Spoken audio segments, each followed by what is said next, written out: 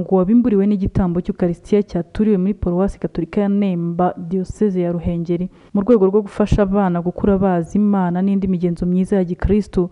Caritas ya Diocese Gatolika ya Byumba na World Vision Rwanda bita ku buzima bwa roho z'abana bo mu gice cya Buranga kirimo zone ya Kinihira, Buberuka, Tare, Kivuruga na Kageyo zigaragara mu turere twa Gicumbi, Burera, Rulindo na Gakenke. Aba bana bari hagati y'imyaka 7 na 18 bigishwa indangagaciro za Gikristo hatagendewe ku idini runaka. Ni muri urwo rwego kwa kane tariki ya 26 Ukuboza 2024 habaye igikorwa cyo kwifatanya n'abana bo muri Paruwasi Gatolika ya Nemba kwizihiza Noheli yabo mu rwego rwo kubaba hafi no gusangira nabo ibyishimo bya Noheli. Aba bana bishimiye ko bitaweho, bishimiye Noheli yabo kandi nabo biyemeje kugenda bamamaza urukundo rw'umwana Yezu wabavukiye, bamusaba gukura nka we.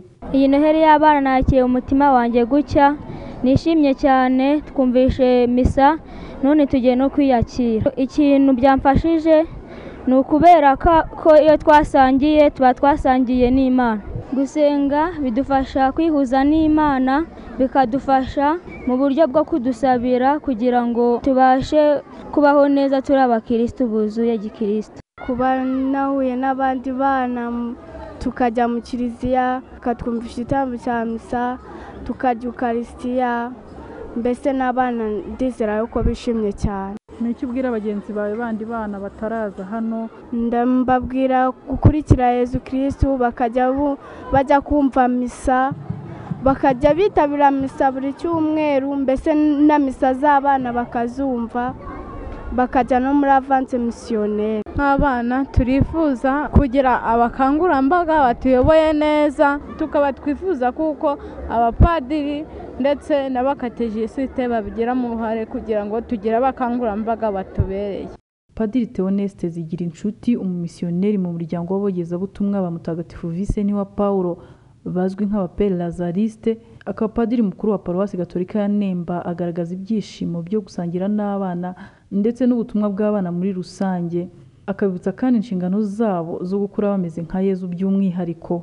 Ibyishimo by'uyu munsi nyine twabitewe nuko abana baturutse muri santarari zose 8 za Paruwasi ya Nemba, ariko noneho tuza no kugira umugisha twifatanya na Caritas ya Byumba ku bufatanye bwa World Vision, birumvikana n'abana n'ababyeyi babo ndetse n'abakangurambaga b'abana. Uyu munsi rero baduteye ibyishimo kubera izo mpamvu zose. Turumva rwose twanabikangurira abana bose bo muri Kiliziya y'u Rwanda, ndetse ku buryo bw'umwihariko muri uyu mwaka Kiliziya yifuje guhimbaza yubile y'imyaka 125 mu nsanganyamatsiko yayo igira iti turangamire Kristo soko y'amizero y'amahoro.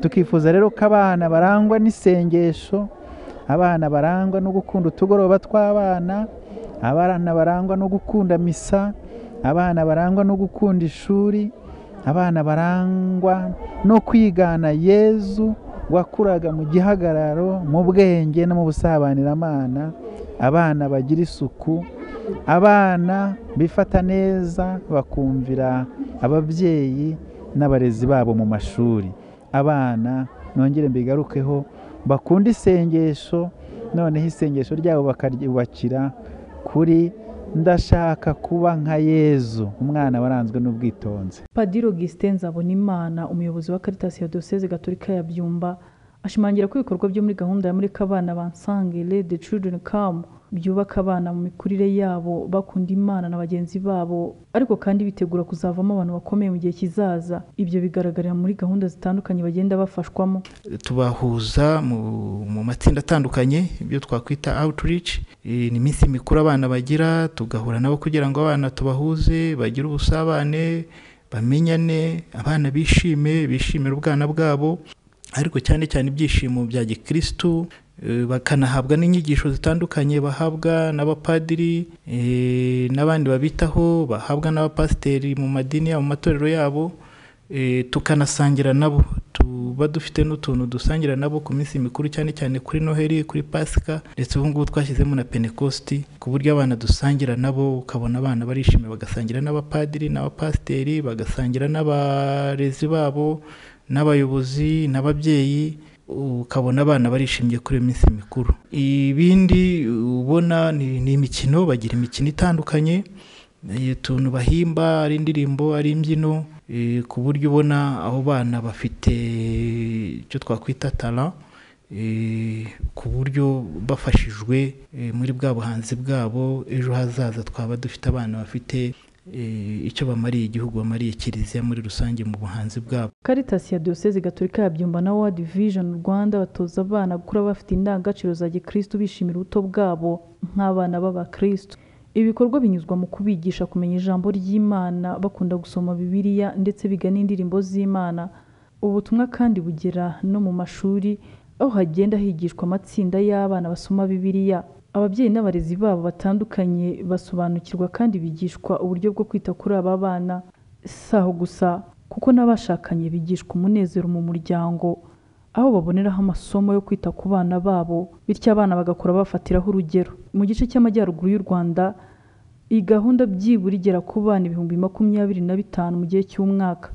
Joseline Musabyimana, Radio Maria Rwanda, mu majyaruguru y'u Rwanda.